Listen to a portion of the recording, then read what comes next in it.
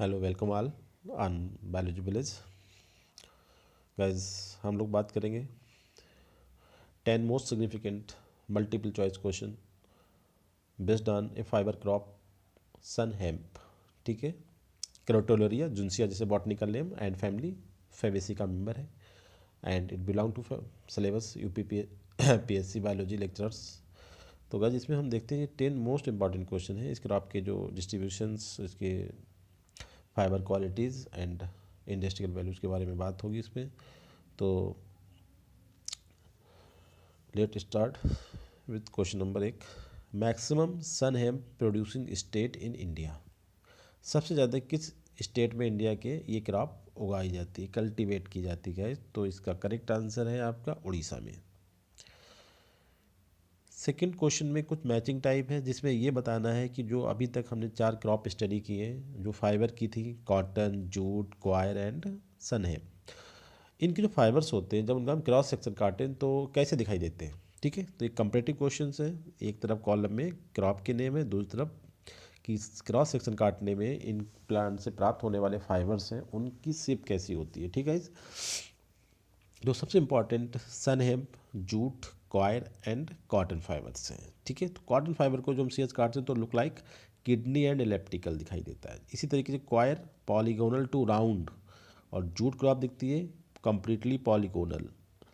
ठीक है, और सन हेम्प जो अभी हमने क्रॉप आपको स्टडी कराई है उसका जो फाइबर दिखता है क्रॉस सेक्शन में वो समभाट ओवल, कुछ हद तक कुछ ओवल अंडे की तरह दिखाई देता है। तो ये करेक्ट जो आंसर है वो आपका ए है। ठीक है, सेकंड क्वेश्चन में, थर्ड क्वेश्चन में हम बात करते हैं, इसमें भी वही मैचिंग टाइप का क्वेश्चन है। इस तरीके के क्वेश्चन आने का ट्रेंड आजकल बहुत बड़ा यूजीसी के एग्जाम्स में एंड जो पीजीटी बायोलॉजी या जो यूपीपीएससी का लेक्चरशिप जीआईसी हो रहा है, तो इस तरीके के क्वेश्चन बहुत आएंगे क्योंकि उसमें आपके फाइबर सेक्शन से 4 क्रॉप दिया हुआ है। यूपी पीजीटी का जो बायोलॉजी है, यूपीपीएससी के जो सिलेबस में क्रॉप नहीं दिया है, वाई नेम नहीं दिया है, वहाँ पर केवल फाइबर क्रॉप्स लिख के आप जितनी पढ़ लें। मगर यूपी पीजीटी बायोलॉजी जो एग्ज़ाम होगा यूपी एसएससीबी का थ्रू, उसमें केवल 4 क्रॉप फाइबर की हमें स्टडी करनी है, वो है cotton, jute, sunn hemp and coir. अब ये चारों क्रॉप में जो वाटर की रिक्वायरमेंट है, जो जिस एरिया ऑफ रेनफॉल की बात करें तो किस लेवल की रेनफॉल इन्हें चाहिए होती है, तो हम उस पर बात करते हैं। जैसे हम कॉटन की बात करते हैं तो कॉटन को 100 सेंटीमीटर की जो एनुअल रेनफॉल है वो रिक्वायर्ड होती है। इसी तरीके की सबसे ज़्यादा कम जो चाहिए होती है कोस्टल एरिया में ग्रो करने वाला जो नारियल का प्लांट होता है, जिसे हमें मिलते हैं क्वायर फाइबर्स। ठीक है, ओनली 30 to 25। इसी तरीके से जूट को चाहिए होती 120, 150 to 250, मतलब सबसे ज़्यादा जो वाटर रिक्वायर है इन चार में।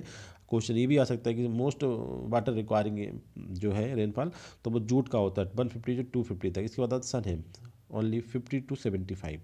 अगर इन्हें अरेंज करने की बात करें लो टू हाइयर या हाइयर टू लोअर, तो गाइस सबसे इंपॉर्टेंट आप इन्हें ध्यान रखें, कॉटन सेकंड पे है, जूट सबसे ज़्यादा 150 to 250, और थर्ड बना था सन है, और सबसे ही कम वाटर रिक्वायरमेंट है सन है जो रेनफॉल की, वो है क्वायर फाइबर्स, क्योंकि already they are found in the coastal areas, तो there are no requirement of water. इसलिए कॉटन की बात करते थे, कॉटन आपका होता है आपका गुजरात में और महाराष्ट्र में, वहाँ भी लगभग बारिश होती है। जूट आपका कहाँ होता है, बंगाल में मोस्टली, तो वहाँ पे सबसे वाटर की रिक्वायरमेंट है 150 to 250। तो ध्यान रखना है आपको, इन चारों की रिलेटिव जो requirement of rainfall, annual rainfall की जो डिमांड है वो ये है। को ऑप्शन ए करेक्ट है, तो जो जिसके सामने मेंशन है वही ही करेक्ट आंसर है आपका। इसके बाद क्वेश्चन नंबर फोर्थ में भी हम बात करेंगे, वही आपके 4 प्लांट हैं उनसे ड्राइव्ड प्रोडक्ट। ठीक है, कौन किससे मिलता है, इसमें भी हमने कुछ भी चेंज नहीं करा, एज इट सामने लिखा हुआ है। जैसे कॉर्डेज जो होती है जो मोटे से रस्से बनते हैं वो सन हेम्प मेनली, मतलब कॉर्डेज सबसे बन सकते हैं क्योंकि सब फाइबर क्रॉप, मगर जो स्पेसिफिक क्रॉप प्लांट जाना जाता है to manufacturing of the cordage वो आपका है सन हेम्प। इसके बाद मरीन कॉर्डेज की बात अगर हम बात करते हैं तो आपका आता है क्वायर फाइबर्स। ठीक है, और अब हम टारपेलिन्स, मतलब तिरपाल हम हिंदी में जिसे बोलते हैं, वो बनती है आपके जूट के फाइबर से। इसी तरीके से मॉस्किटो नेटिंग जो बनता है, मॉस्किटो का नेट, वो बनता है कॉटन फाइबर से। तो ये बहुत ही इंपॉर्टेंट सेक्शन है गाइस, इसमें सब मैचिंग और एक क्वेश्चन से आपको 4 टाइप की इन्फॉर्मेशन मिल रही है। जैसे कॉटन के फाइबर से मॉस्किटो नेटिंग ही स्पेसिफिक बन सकता है। ठीक है, ऐसी तिरपाल जो बनती है वो बनती है जूट के फाइबर से। आप देखिए कार्डेज, एक जनरल कार्डेज होता है जो एक्सपोजर मतलब हम लोग यूज़ करते हैं, दूसरा होता है मरीन कार्डेज जो मतलब समुद्र वाले जो काम है, जो बड़े बड़े पानी के जो जहाज़ होते हैं सिर्फ उन पे जो काम आता है वो मिलता है क्वायर के फाइबर से गाइस। तो जो करेक्ट आंसर है वो आपका है ऑप्शन ए। ठीक है गाइस, इसके बाद हम बात करते हैं cigarette paper made from fibres of. Cigarette paper जो होता है वो किस क्रॉप के फाइबर से बनता है, तो वो बनता है सन हेम्प। ठीक है, जैसे हम जूलॉजी बॉटनी में क्या बोलते हैं, क्रोटेलेरिया जुन्सिया। ठीक है, जो एक लेग्यूमिनस क्रॉप है और बिलोंग टू फैमिली फेवेसी। ठीक है गाइस, फेवेसी फैमिली को बिलोंग करता है। अब हम बात करते हैं क्वेश्चन नंबर 6 में। इसमें भी हमें ये बताना है, काफ़ी इंपॉर्टेंट क्वेश्चन है, बहुत ही ऐसे क्वेश्चन बहुत इंपॉर्टेंट होते हैं, कंपैरेटिव क्वेश्चन हैं। इससे आपको बहुत सारी बातें क्लियर हो जाएंगी कि आपसे ये पूछा जा सकता है कि किस फाइबर में सेलुलोज की कंसनट्रेशन सबसे कम होती है या सेलुलोज की कंसनट्रेशन ज़्यादा होती है। आउट ऑफ दिस फोर्स जो हमने चार आपको पढ़ा है, कॉटन पढ़ाया हमने आपको, जूट पढ़ाया है, सनेम पढ़ाया, क्वायर पढ़ाया, मगर हमने यहाँ पे क्वायर को हटा के फ्लेक्स रखा है, यहाँ पे ध्यान रखना है ये। ठीक है, इस तो सबसे ज़्यादा आपको मैंने बताया था, पहले जो क्रॉप पढ़ाई थी हमने 94% तक पाया जाता है मैक्सिमम कॉटन में, और इसमें लिग्निन बिल्कुल नहीं पाया जाता, तो ये बताया था। इसके बाद आता है जो हाईएस्ट परसेंट आती है वो आता है फ्लैक्स में 82%। ठीक है गाइज, उसके बाद सन हेम्प 80% और जूट के फाइबर में 63% कॉटन पाया जाता है। तो सबसे ध्यान रखें मैक्सिमम किसमें है, सरफेस फाइबर कॉटन में, और सबसे कम जो है वो 63% जूट के फाइबर में पाया जाता है। ठीक है, तो ये सेलुलोज की relative concentration among this 4 plants fibre. इसके बाद एक इंपॉर्टेंट क्वेश्चन ऑलरेडी आपको बहुत पता है, मैंने बहुत सारे एमसीक्यूज पे बनाए थे इस पॉइंट पे। Mercerisation is concern with fibres of which plant या ट्री, मतलब ये जो प्रोसेस होती है किन प्लांट से मिलने वाले फाइबर्स के लिए हम इसे इस्तेमाल करते हैं और इससे क्या होता है। तो गाइस इसमें मर्सराइजेशन एक केमिकल प्रोसेस जिसमें Na जिसे हम कास्टिक सोडा बोलते हैं, इस और टेम्परेचर के साथ, एक स्पेसिफिक टेम्परेचर के साथ कॉटन के फाइबर को ट्रीटमेंट करा जाता है। उसके बाद फाइबर में कुछ स्पेसिफिक क्वालिटी जनरेट हो जाती है that are very useful for the manufacturing of specific kind of products. ठीक है, तो इंडस्ट्रियल वैल्यू बढ़ जाती है after mercerisation of the cotton fibres. तो ये जो एक्टिविटी होती है कॉटन फाइबर्स के लिए की जाती है।